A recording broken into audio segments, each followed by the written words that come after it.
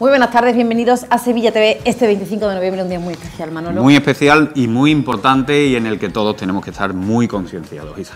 Pues sí, porque hoy saben todos ustedes que se celebra el Día Internacional contra la Violencia, cualquier tipo de violencia contra la mujer. Y nosotros en el día de hoy nos hemos propuesto hacer un recorrido por las distintas voces, por los distintos tipos de violencia que sufren las mujeres.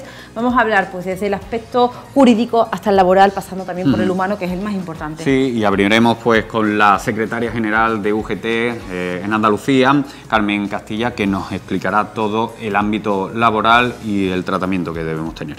En la segunda parte del programa vamos a hablar con una mujer, ella es Antonia Ábalos, es una mujer superviviente de la violencia de género, ella es natural de México y voló con su hija pequeña, menor de edad, desde México hasta España buscando un lugar seguro y huyendo de las manos de su expareja, Manolo. Y también estaremos con la abogada Trinidad Fernández, que nos contará en el ámbito legal también los procedimientos y los trámites que se tienen que iniciar. Con ella vamos a hablar un poco de la situación actual de la violencia de género y muy importante porque se abre un debate con esa ley recién estrenada de solo sí es sí, y ella nos va a explicar un poco pues, cómo podría afectar a mujeres que son víctimas de la violencia. Todo eso y mucho más, Manolo. Sí. Enseguida.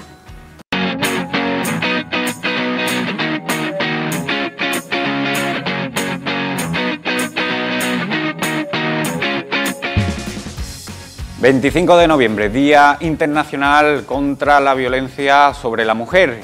Nosotros en Sevilla TV vamos a abordar pues diferentes ámbitos donde hay que combatir, hay que pelear contra esta lacra. Lo vamos a repasar en el día de hoy. Vamos a empezar por cuestiones laborales, que es una de las principales y más importantes. Nos acompaña en el día de hoy la secretaria general de UGT Andalucía, Carmen Castilla. Muy buenas tardes. Buenas tardes. Por venir. Gracias a vosotros. No, hombre, gracias a usted porque sobre todo sabemos la agenda que ha tenido esta semana, que tiene en el día de hoy y sacar un huequito, la verdad es que nos congratula y nos alegra. Muchísimas gracias. Y bueno, un tema, el laboral, muy importante y quizás, Carmen, no sé si desde tu punto de vista, uno de los más fundamentales porque hay que ahondar en la libertad que se puede tener con un buen salario, con un trabajo digno y que a partir de ahí pues se pueden evitar muchas cosas.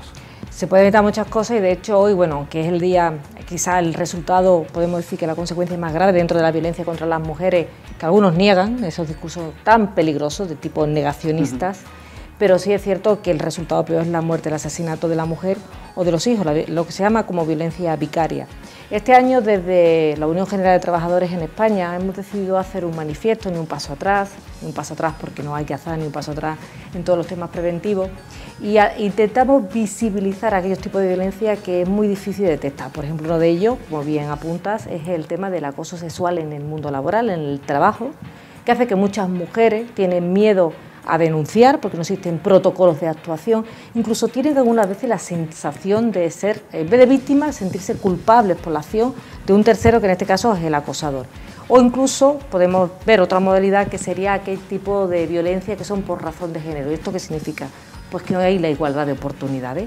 Si existe un techo de cristal para la mujer, a la hora de tener el mismo currículum que un hombre, no tener las mismas expectativas o posibilidades o oportunidades de llegar a ese puesto. Yo creo que la expresión máxima es la brecha salarial, para que nos entiendan lo que nos están escuchando en su casa. La brecha salarial es la diferencia de salario efectivo que gana un hombre y una mujer, la diferencia, la mujer siempre muchísimo menos, con la misma categoría profesional y las mismas responsabilidades.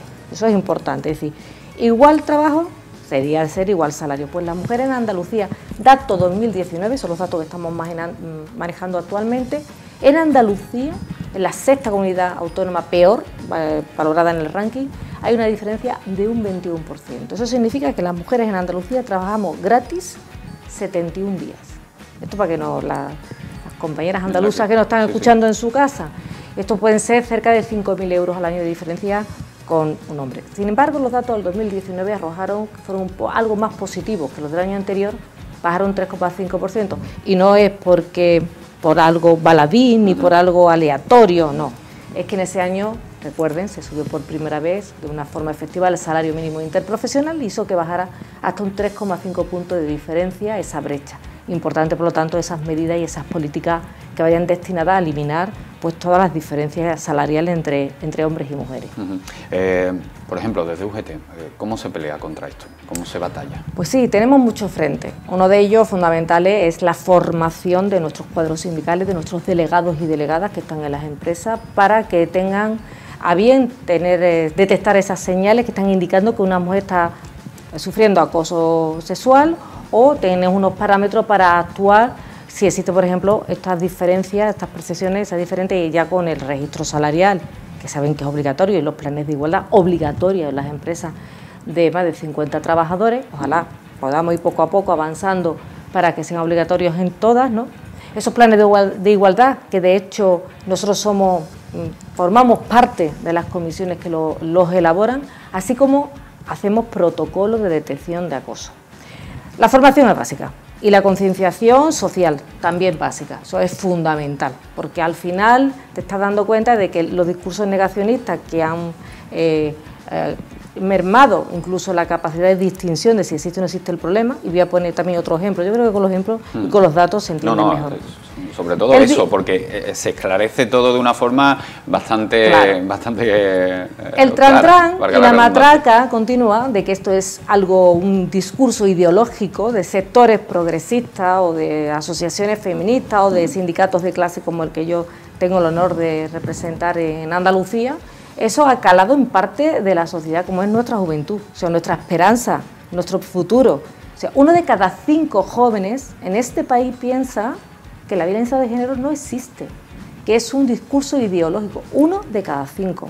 Es tremendo. Es tremendo. O sea, y yo me parece algo demoledor. Cuando yo esta mañana me dirigí a mis compañeros y mis compañeras en un acto que hemos tenido, les he dejado muy claro que contra esto hay que combatir. Se puede hacer en los centros de trabajo también, y también con nuestra función transversal como sindicato más representativo, que estamos en el artículo 7 de la Constitución española, hacer de una forma transversal ese tipo de educación que es necesaria, porque desde que se hacen registros de violencia de género, desde el 2003 han fallecido a manos de sus parejas o exparejas asesinadas, que hay que decir el concepto jurídico correcto, asesinadas 1.171 mujeres, 238 en Andalucía. En este año, lo que va de año, 38 mujeres han sido asesinadas en este país, 10 en Andalucía, más de un 26%. Lideramos ese top 10 tan desagradable, tan bárbaro, como que una persona... Que cuesta decirlo, pero que hay que decirlo. Cuesta decirlo, pero hay que decirlo. Y además, en este año tenemos una novedad legislativa, que el legislador ha tenido yo creo que es un avance importante, que ya se cuenta también como víctima de violencia de género, aquellos feminicidios, aquellos asesinatos de mujeres, aunque no sean a manos de sus parejas o exparejas. Con lo cual, estamos avanzando, que existe, pues lo que siempre decimos, asesinan a las mujeres por el hecho de ser mujeres. Eso es un concepto que hay que dejarlo claro para centrar las bases jurídicas. Trabajo queda mucho. Estamos demandando también, por ejemplo, que los centros de asistencial que para las víctimas pues tienen un colapso, tienen listas de espera. Esto pasa como en otros sectores, con la dependencia, por ejemplo, y seguro que alguna persona en su casa está pensando, ¿no? Le sonará el tema. No puede haber colapso. O sea, no puede haber tanto tiempo desde que una persona, una mujer, decide dar el paso de la denuncia o de que ya ha sido víctima, para tener los recursos que deben estar presupuestados. Hace falta más recursos presupuestarios, no solamente de la Administración del Estado. ¿Y se echa falta también un poco una falta de protocolo de actuación? Bueno, protocolos de actuación poco a poco se están haciendo gracias a todas estas acciones y a la visibilización de estas violencias, y es cierto que está impactando el tema de protocolos, incluso desde el mundo universitario. Eso es fundamental para nosotros, ¿eh? No, desde la educación es la base. Es la base, pero también hay una cosa fundamental: consignación presupuestaria. Las leyes están muy bien, los decretos... Pero si no se refuerza con la economía... Pues entonces no tenemos ningún tipo, las acciones valen dinero, evidentemente, y qué mejor forma de invertir el dinero público que se recauda a través de nuestros impuestos, que pagamos nuestros impuestos, qué mejor forma que dedicarlo a prevenir, a formar, a sensibilizar y a tener una serie de recursos, una red asistencial para que las mujeres que no hemos podido prevenir el hecho de que exista la violencia en este caso, pero bueno, poder darle soporte jurídico, soporte, asistencia, soporte de vida y que puedan tener una vida digna. Hay que ver, estamos viendo las imágenes de esta mañana precisamente, ¿por qué es tan importante recordarle a la sociedad esto? Es algo, para mí me supone una contradicción, porque creo que no debería de haber estas manifestaciones, porque se tiene que concienciar todo el mundo y tiene que haber ya, pues, haber calado ese mensaje en la sociedad tantísimo como para no tener que ocurrir este tipo de manifestaciones, pero por otro lado, desgraciadamente, tienen que seguir habiendo estas manifestaciones para recordarle a todo el mundo el problema que estamos viviendo y que vivimos en el día a día. Evidentemente, tenemos dos hándicaps fundamentales. Una de ellas es que estas cosas hay que seguir recordándolas. Nosotros tenemos tres elementos o tres facetas que son parecidas en lo que es la concienciación y recordar continuamente. Una de ellas es la violencia de género, otros son los accidentes de tráfico, por ejemplo. Siempre estamos con las campañas y siempre hay accidentes de tráfico, aunque hayan disminuido, pero es cierto que siguen habiendo. O, por ejemplo, otra lacra que es la siniestralidad laboral. Hay que concienciar, hay que poner medidas. Siempre hablamos de prevención, de formación, siempre, siempre. Y del aspecto tan fundamental que tiene el sindicato, porque somos una barrera fundamental. Pero vuelvo a repetir que hay que poner el segundo hándicap, y para mí el más peligroso es el discurso negacionista.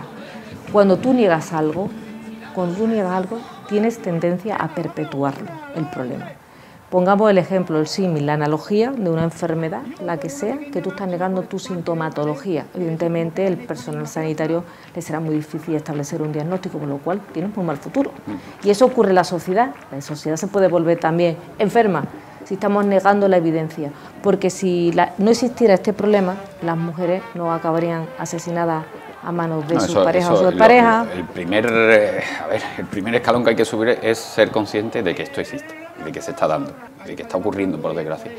Si no somos conscientes de eso... Pero el problema está que los discursos negacionistas ya están en las instituciones públicas que pagamos entre todos. Ese es el problema.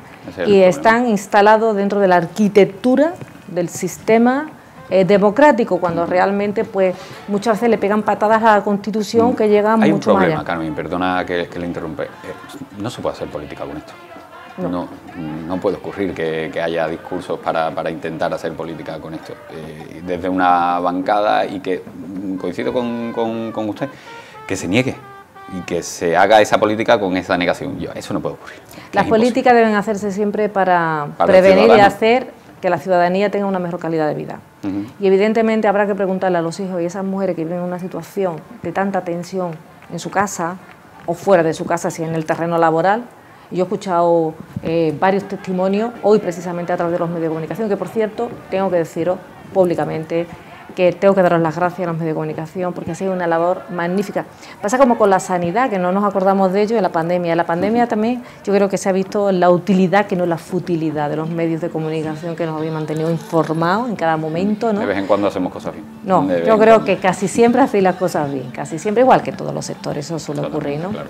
Entonces yo creo que queda mucho trabajo por hacer, muchísimo.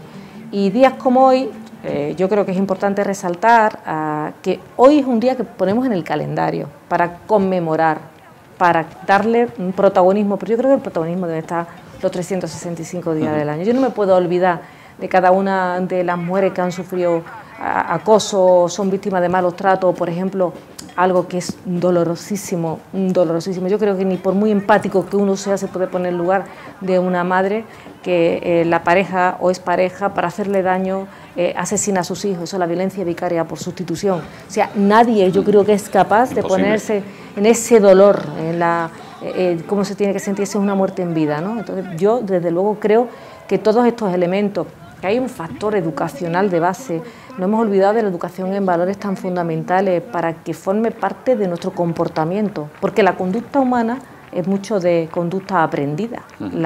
No somos animales, pero somos animales con raciocinio, hay mucha conducta aprendida. Y yo creo que es nuestra responsabilidad, de los que tienen hijos, yo no los tengo, los que tienen hijos, pues darle una educación en valores de convivencia. Bastante tenemos ya con haber pasado la prueba de fuego más importante que ha pasado esta humanidad en el último siglo, que es una pandemia que se ha llevado por delante a más de 100.000 españoles y españolas a propósito de un virus, ¿no? Hablando de lo que usted ha comentado anteriormente, Efectivamente, la importancia de educar y sobre todo de establecer una serie de valores a nivel laboral.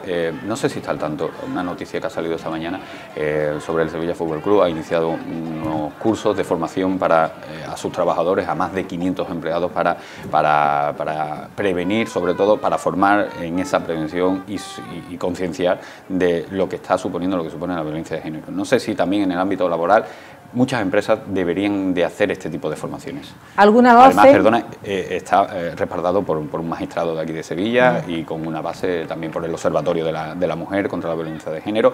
Creo que esta base es importante, ¿no? Tenerla. Muy importante. Primero porque en un mundo como es el fútbol, ¿no? Que a todos, yo creo que hay mucha gente que nos gusta, yo me pongo la primera, que me gusta muchísimo el fútbol, he sido jugadora de futbito en mi juventud. Fubito, qué bonita palabra, se está perdiendo esa palabra. Fubito, sí, 5 años de vida.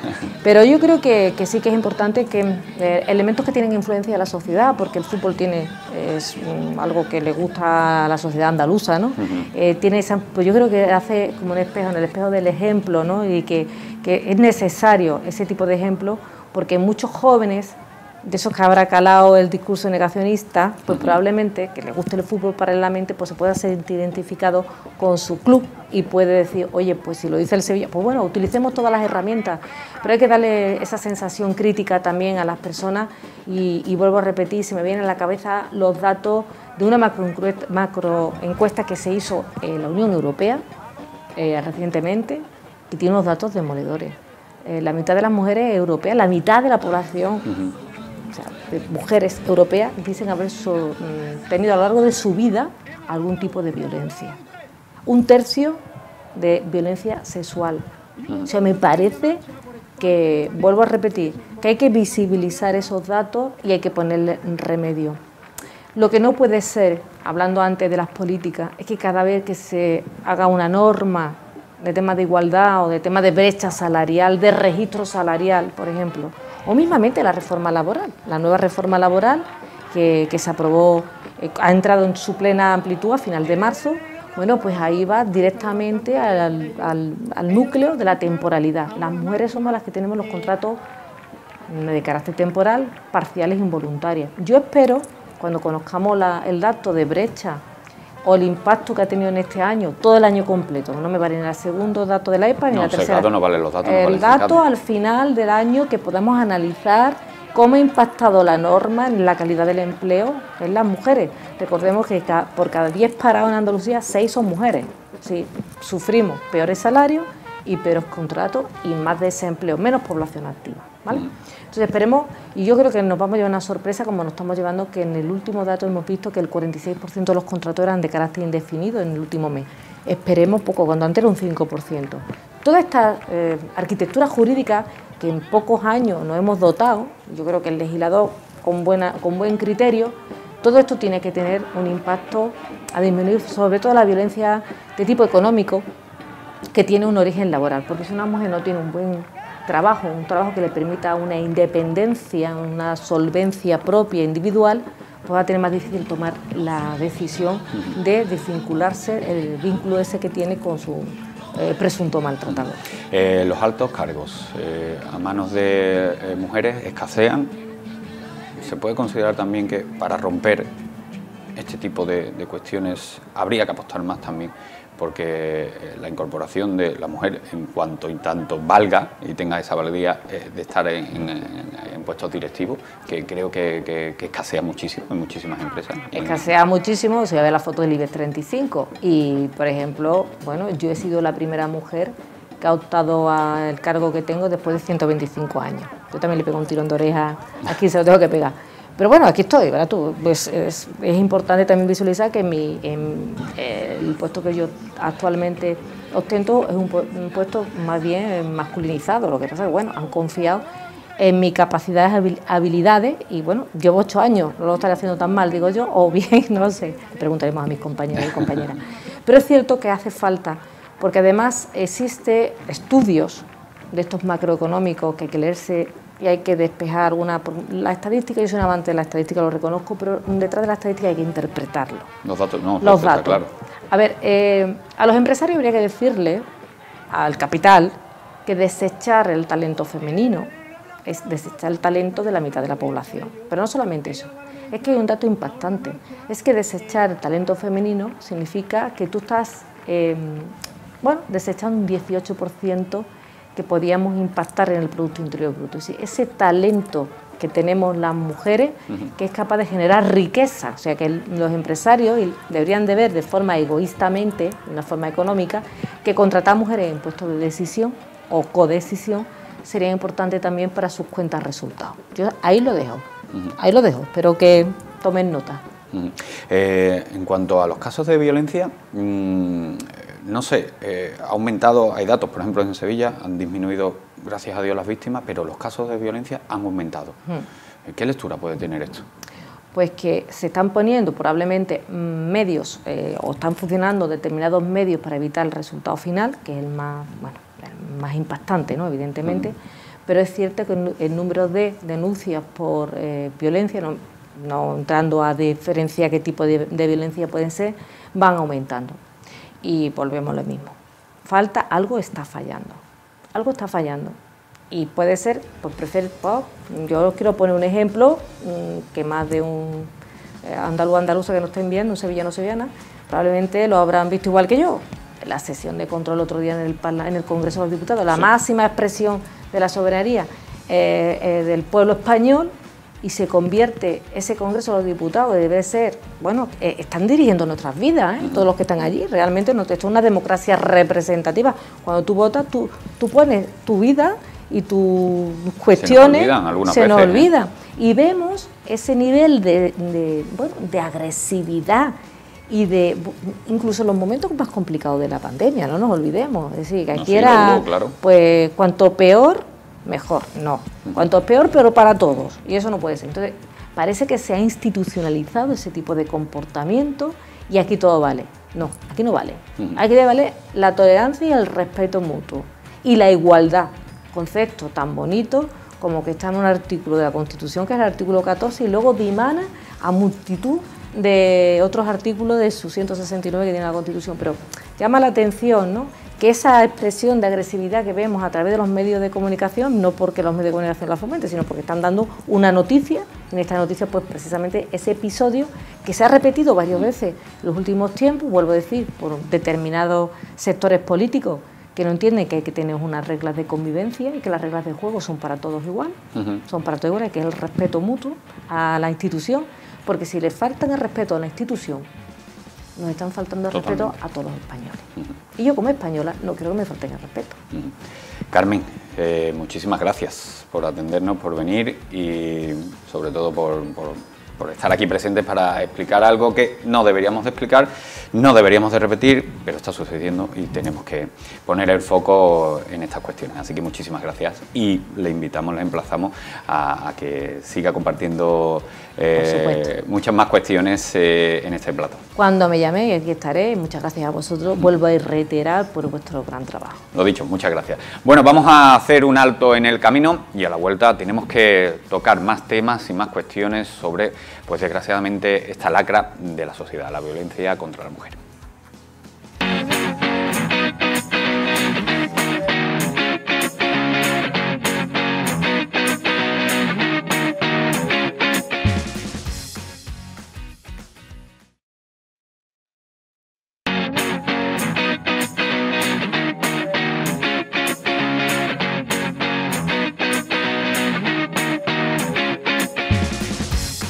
Bueno, continuamos y seguimos, Isa, tratando muchos aspectos relacionados con este día tan importante y que tenemos que tener muy en cuenta. Así vamos a hablar con Antonia Ábalos. Ella es una mujer superviviente de la violencia de género y vino desde México hasta España, precisamente, Manolo, huyendo de su expareja. Pues si te parece, Isa, vamos a escuchar el testimonio de Antonia. Bueno, primero darte las gracias, Antonia, por habernos atendido, porque bueno, es muy difícil conseguir testimonios como el que vamos a escuchar en el día de hoy. Eres mexicana, llevas ya muchísimo tiempo en Sevilla, pero ¿por qué llegaste a Sevilla? Sí, muchas gracias a ti. Pues llegué huyendo de la violencia de género con una niña menor de 10 años de edad. ¿En qué año te vienes aquí? Y bueno, sabemos que el motivo es violencia de género, pero ¿cuál era tu situación en México? Pues mira, yo había denunciado a mi expareja y él seguía con las amenazas, con el intento de quitarme a la niña. De hecho, yo estuve en un refugio, en México se llaman refugios, y al no tener paz ni tranquilidad y tener siempre la angustia y el miedo de que él podía quitarme a la niña o de que me estaba persiguiendo, acosando, decidí venirme a otro país y poner mar de por medio. Nosotras llegamos, mi hija y yo, a principios del 2008. ¿Cómo vivías allí? O sea, entiendo, ¿no?, que con mucho temor, ¿no? Bueno, sí, cuando estás viviendo una relación de abuso y de maltrato, pues tienes metido el miedo en el cuerpo, por supuesto, tienes mucho temor, mucha angustia, y aunque sabes que hay momentos en que por el ciclo de la violencia, hay momentos en que está todo aparentemente bien, que estás en la fase de la luna de miel, llegará un momento en que esa violencia vuelva a explotar y otra vez se repita situaciones de amenazas, de golpes, de insultos, y así se repite la violencia de género. Luego te pido perdón, luego vuelve una fase a estar otra vez, digamos, en cierta paz, en cierta tranquilidad, pero esa paz y esa tranquilidad son ficticias, porque eso se va a volver a repetir, es así. Antonia, ¿qué pasó? O sea, ¿cuál fue el punto de inflexión que te hizo cambiar y que te hizo salir huyendo de México y venir a España? Bueno, sí, siempre hay un punto de inflexión. Fue una vez que no fui a recoger a tiempo a mi niña a la guardería, él se enfadó mucho y llegó gritando, amenazando y golpeándome. Después él se tuvo que ir a dar clases porque ambos somos profesores y la amenaza y la mirada en sus ojos es: ahora que regreses vas a ver lo que te va a pasar, y bueno, una serie de insultos que no quiero repetir. Y esa vez a mí me dio mucho miedo, mucha angustia, y cuando él se fue a dar clases, yo lo que hice, agarré a mi nena y me salí de ahí. Me fui a un refugio y al siguiente día fui a denunciar. Bueno, no sé cómo es legalmente, ¿no?, el proceso legal judicial una vez que denuncias en México, ¿cuáles son los procesos, cuáles son los pasos que se siguieron? Bueno, una vez que denuncias, se supone que lo van a mandar llamar para que él declare también. Nunca lo llamaron. O sea, el sistema de justicia en México, como aquí denuncias y puede tardar un año en que el juez o la jueza dicte sentencia. Pues en mi caso también, nunca lo llamaron incluso, nunca lo llamaron. Bueno, y llegas a España y aquí, bueno, encuentras una nueva vida. Yo no sé si en algún momento ha intentado ponerse en contacto con usted. Sí, después, bueno, con amigos, amigas, con profesores en la escuela donde yo trabajaba, por supuesto que intentó ponerse en contacto o escribiéndome mails, y bueno, yo no le respondí nunca, y digamos que fue justamente toda esta distancia geográfica la que me permitió a mí empezar una vida distinta y que poco a poco se me quitara el miedo de que algo malo me podía pasar, claro. ¿Crees que es fácil detectar la violencia de género? Entendemos que cuando son golpes igual sí, hay otra mucho más peligrosa, que es silenciosa también, que la violencia machista, pero psicológica. ¿Es fácil detectarlo? No es fácil porque está tan naturalizada las relaciones de abuso o relaciones tóxicas o relaciones entre mujeres y hombres donde no está claro sobre una base de respeto, de igualdad, de distribución de tareas, de cuidados, de ternura, de un espacio de negociación, de dirimir las problemáticas o las diferencias de la pareja a través del diálogo, a través de no emplear la ofensa, el grito, el maltrato. Entonces no tenemos eso en nuestros hábitos cotidianos, ni mujeres ni hombres, entonces la violencia siempre va a ir creciendo. va a ir creciendo y los hombres cada vez van a conquistar más espacio si tú te sometes, si tú cedes, si tú no te cuidas, si tú no pones límites. Digamos que eso sería la tierra fértil para que pueda devenir en una relación de abuso y de maltrato. ¿Para ti fue fácil identificarlo?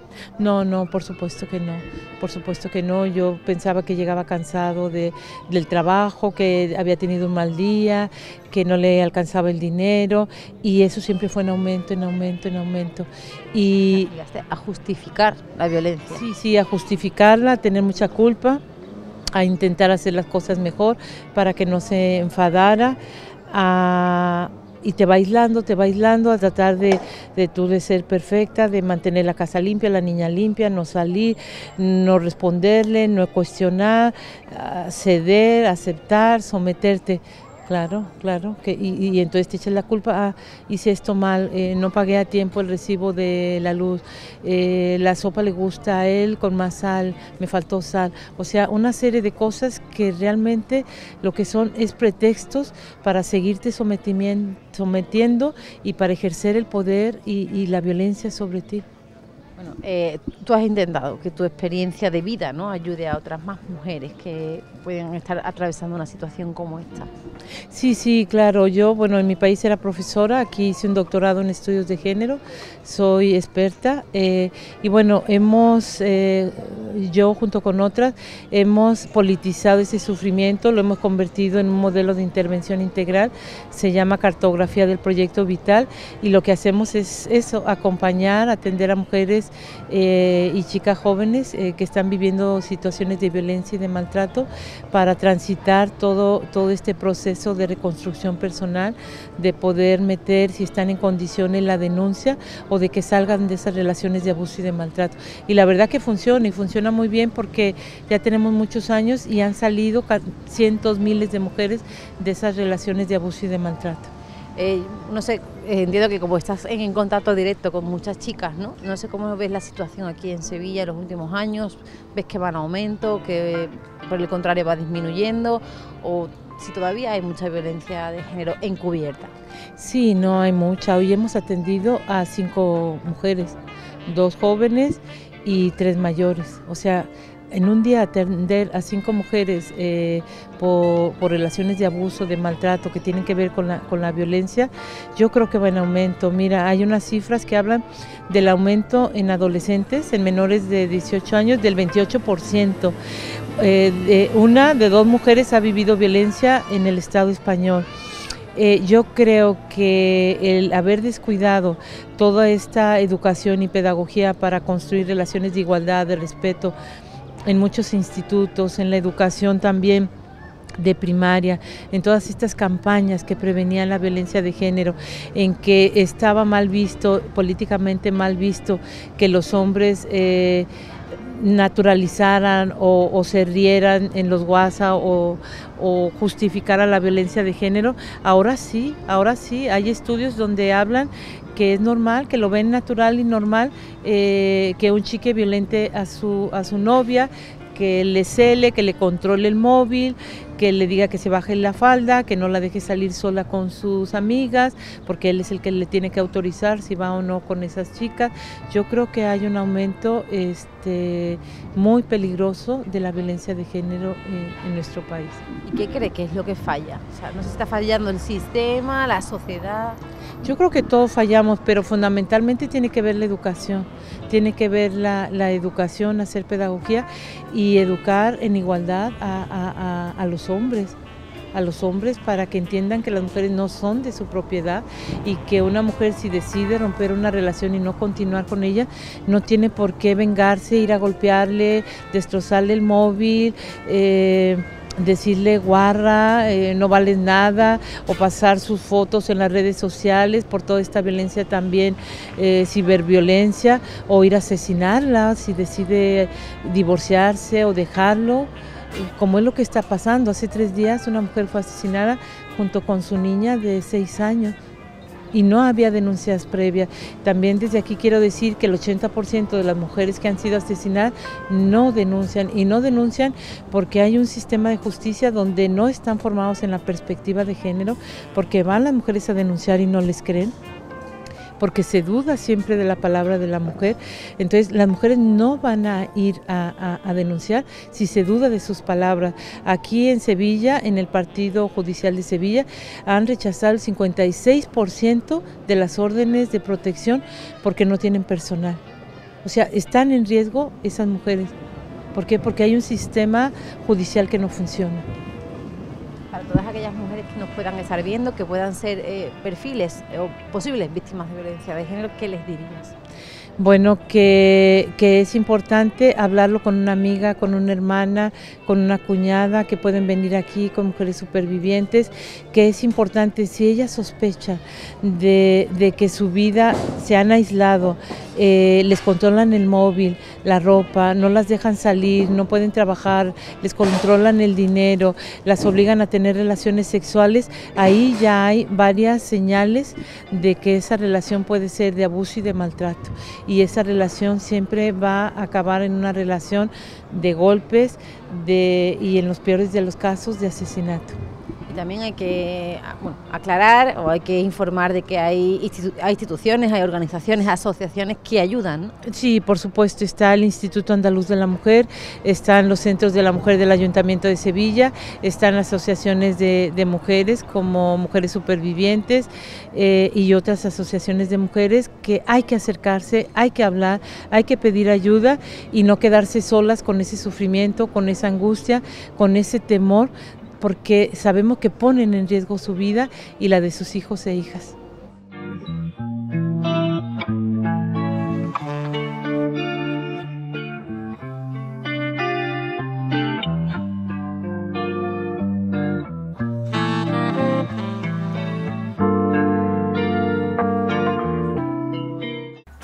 Y también vamos a abordar la parte jurídica de este 25N, Manolo. Sí, porque es importante saber los pasos, los procedimientos que hay que seguir, que muchas veces los desconocemos y hay que estar al tanto de ello. Y por ello hemos hablado con la abogada Trinidad Fernández de estos asuntos.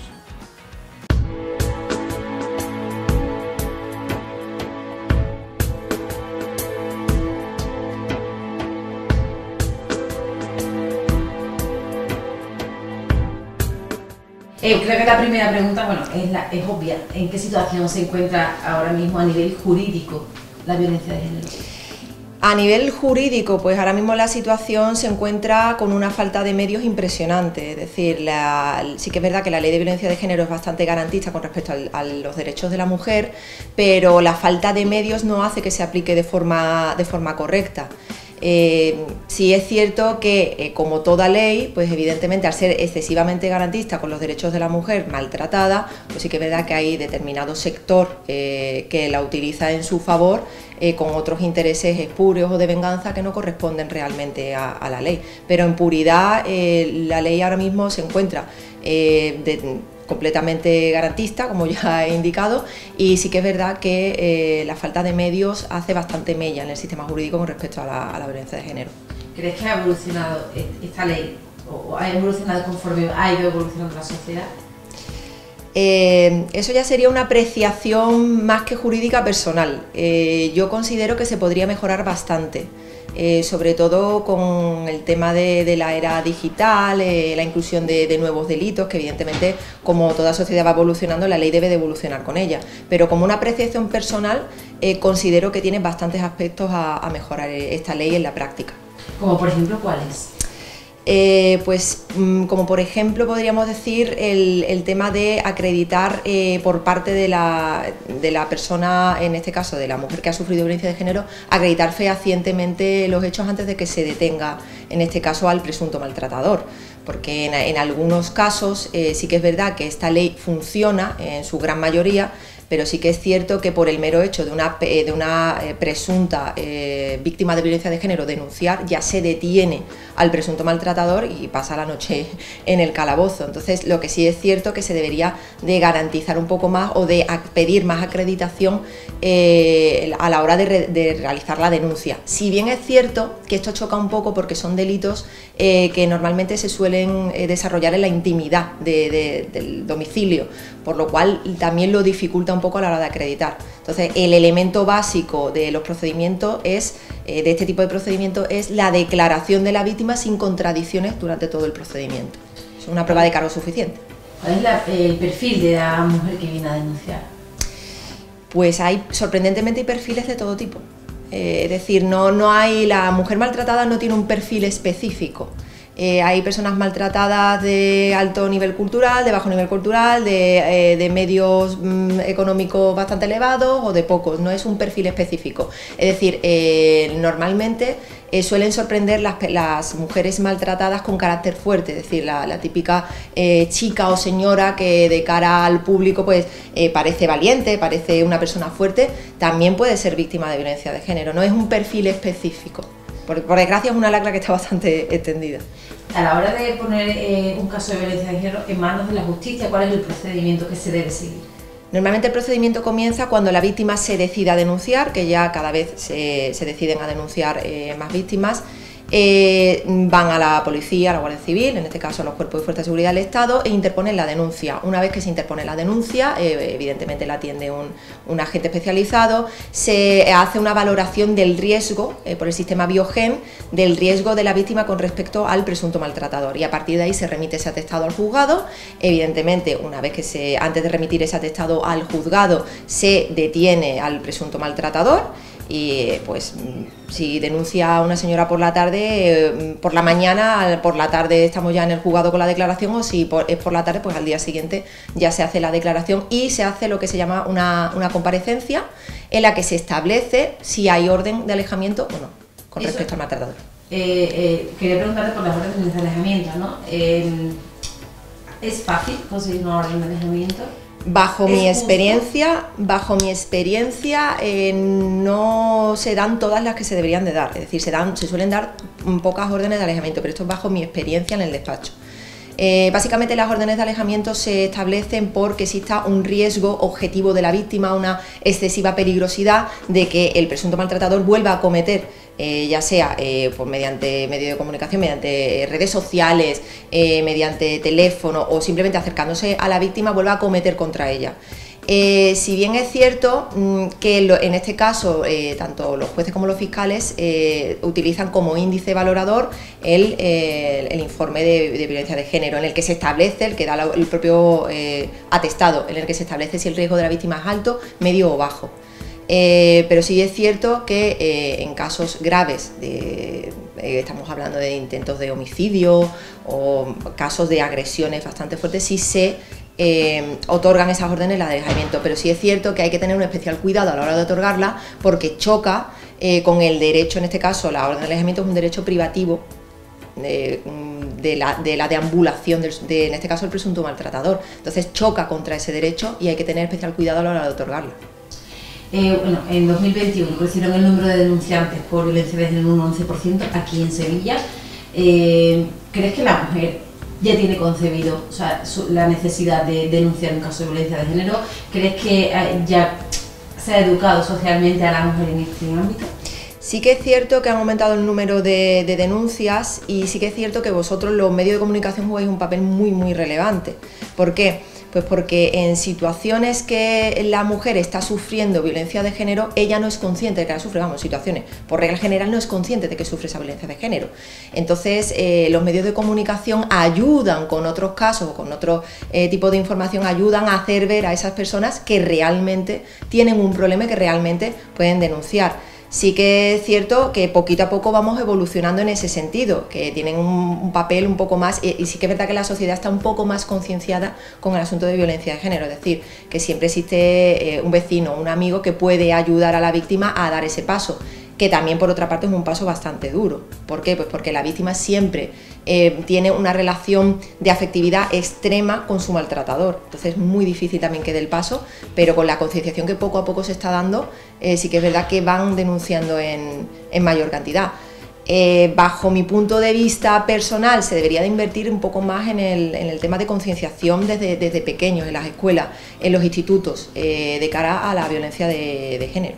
Es insuficiente, yo no sé, porque decíamos, ¿no? Crece en el número de denuncias, no sabemos si es gracias pues, a los medios de comunicación, que hacemos un poco de altavoz, o porque hay más casos. O sea, yo no sé si se sabe por qué, ¿no? Si es que esa violencia ha sido de siempre o es que sigue habiendo, o cada vez hay más casos de violencia de género. Sí, yo creo que básicamente es por eso, poco a poco vamos concienciándonos un poco del problema, la sociedad también se conciencia más. Entonces, en ese sentido, ha habido un aumento de esas denuncias. Sí que es verdad que, bueno, esto es como todo, el aumento de esas denuncias no quiere decir que todas las denuncias sean verdad, que puede haber casos en los que, pues bueno, pues se utilice esta ley de mala forma. Justo por eso te quería preguntar, porque hay más denuncias, sigue habiendo mujeres que fallecen por violencia de género. ¿Qué falla? ¿Qué crees que falla? ¿Falla el sistema jurídico? Desde mi punto de vista, vuelvo a reincidir en la necesidad de medios para la justicia, pero no solo en el derecho penal, o sea, lo que es el ámbito de violencia de género en penal, en todos los medios, o sea, en todas las ramas necesitamos más medios.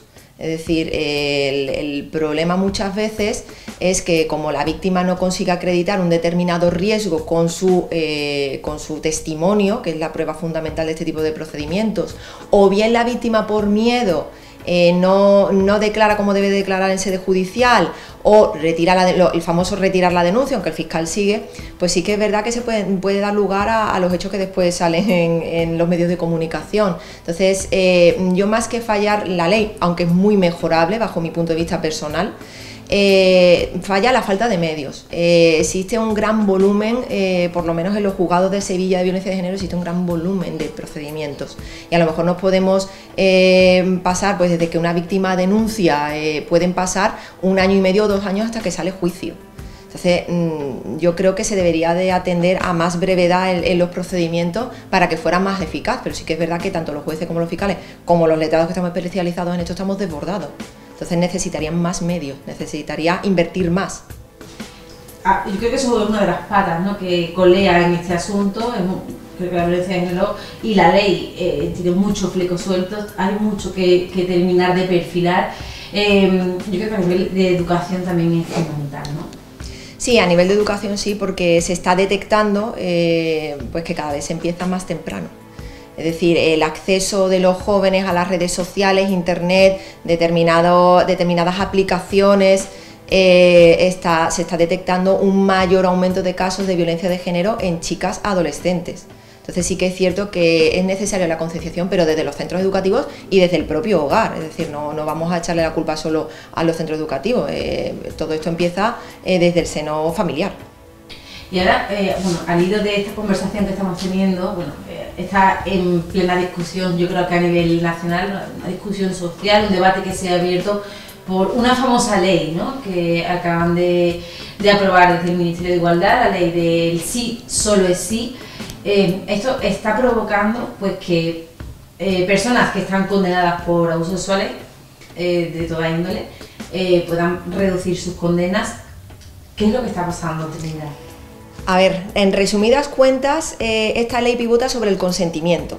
Sí que es cierto que no es nada nuevo porque el Código Penal anterior, o sea, el Código Penal, la parte que se modifica, ya lo incluye. Sí que es cierto que el problema, bajo mi punto de vista jurídico y bajo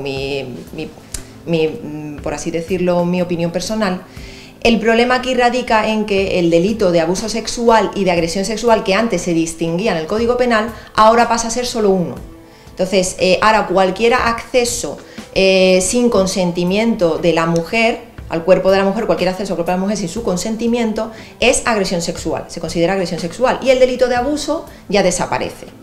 ¿Qué ocurre? Pues que en este caso quiero creer que esta ley, para ponderar las penas, lo que hace es reducirlas. Entonces, donde realmente viene el problema es en la reducción de las penas. Por ejemplo, para que lo entiendan, la agresión sexual en el Código Penal, sin acceso carnal, las penas iban de 1 a 3 años. Y en el caso de la agresión sexual sin acceso carnal, las penas iban de 1 a 5. Pero con la nueva ley, la agresión sexual sin acceso carnal va de 1 a 4. Luego ya hay una rebaja de 1 año. En los casos ya de acceso carnal, ya las penas del abuso sexual eran mucho más duras, porque iban de 4 a 10. Y en el caso de la agresión, en función de las agravantes o de las atenuantes, puede ir de 6 a 15 años. ¿Qué ocurre? Que como ahora todo se aúna en un mismo delito, las penas, la horquilla de la pena, va básicamente de 4 a 15 años, pues ya tienes ahí otra rebaja de pena. Entonces el problema aquí es que han intentado aunar tantos supuestos en un solo delito que han conseguido el efecto contrario, que es la rebaja de las penas. ¿Y esto cómo afectaría a las víctimas? Quiero decir, el que pueda, no sé si tiene algún efecto directo contra ellas. Pues en determinados casos sí. Es decir, en los casos en los que un agresor sexual un reo haya sido condenado por el tipo básico, es decir, que haya sido condenado a 8 años, se le rebaja a 4. Es decir, casi a la mitad de la condena. Claro, es que va en función del supuesto específico. Es decir, si antes era 6 y ahora son 4, pues evidentemente el reo que haya sido condenado a 6, que es el tipo sin ningún tipo de agravante ni atenuante, se verá la pena reducida a 4 años. Y eso no tiene que haber, o sea, el proceso judicial, yo sé que se solicita esa reducción de la condena, pero es que se resuelve, eso no hay que someter a los dos individuos a un nuevo juicio. El problema de esto sería, porque ya sería cosa juzgada, el problema de esto sería es que básicamente se tenía que haber arreglado, se podría haber introducido una disposición transitoria o alguna parte de la ley, una determinación en el tiempo de aplicación de esta ley. ¿Qué ocurre? Que en el derecho penal hay un principio básico que es la ley más favorable al reo, la retroactividad, la famosa retroactividad de las leyes. ¿Qué ocurre? Si no se limita en la nueva ley la aplicación de esta en el tiempo, nosotros tenemos derecho, o en este caso los letrados, en nombre de nuestros clientes, tenemos derecho a solicitar esa reducción, porque siempre se va a aplicar la ley más favorable al reo. Como no hay un límite de imposición de esa ley, todo el que esté condenado por sentencia firme puede solicitarlo, siempre y cuando esté dentro de esos supuestos. Da igual en la tipología de abuso sexual que haya cometido. Claro. Simplemente que tenga que estar en condena firme y que la nueva ley, en función de si es un abuso menor o un abuso, bueno, en este caso agresión, porque ya ese delito se desaparece, siempre y cuando le favorezca. Nunca se puede utilizar la ley para endurecer la pena de un condenado, sino para favorecerlo. Es un principio básico del derecho penal.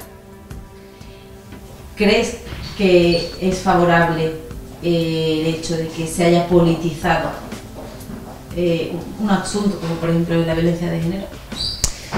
Yo es que como opinión personal y apreciación personal no soy partidaria de que se politicen las leyes. No soy partidaria. Lo que hace es perjudicar. Pero si bien es cierto que este asunto es un tanto peliagudo, porque estamos hablando de reos condenados por agresión sexual, que son reos que por estadística no se suelen rehabilitar, y estamos hablando de que hay ya varios casos que se han revisado y que incluso muchos han conseguido la libertad. Entonces sí que estoy a favor de que se escuche a los colectivos especialistas, como en este caso es al Consejo General del Poder Judicial, se escuche a los letrados, se escuche a los fiscales, porque somos los que realmente trabajamos a día de hoy y practicamos diariamente y somos los que realmente entendemos de esto. Entonces, considero que se debería haber escuchado mucho, bastante, a todos estos sectores jurídicos que ya advirtieron en su día de que si no se limitaba en el tiempo la aplicación de esta ley, podría pasar. Bueno, y esto creo que hemos hecho, Manolo, un recorrido por la actualidad del día de hoy, y sobre todo centrado, ¿no?, en ese Día Internacional por la eliminación de la violencia contra la mujer. Porque son muchos ámbitos, muchos aspectos, hay que saber tratarlos todos y hay que tener pues el foco puesto en todos y cada uno de ellos, Isa. Y por eso también queremos hacer un llamamiento de aquí a todas las personas que están viéndonos desde casa. A partir de las 7 de la tarde comienza en Plaza Nueva una manifestación, pues precisamente para reivindicar y para dar visibilidad a este día, este 25 de noviembre, y también para luchar para que se erradique esta lacra social. Manolo, Totalmente. Pues con esto nos despedimos hasta el próximo Así lunes, es. de 6 a 7 aquí puntuales en PTV Sevilla, nuevo programa de Sevilla TV. Que sean muy felices y que pasen un buen fin de semana.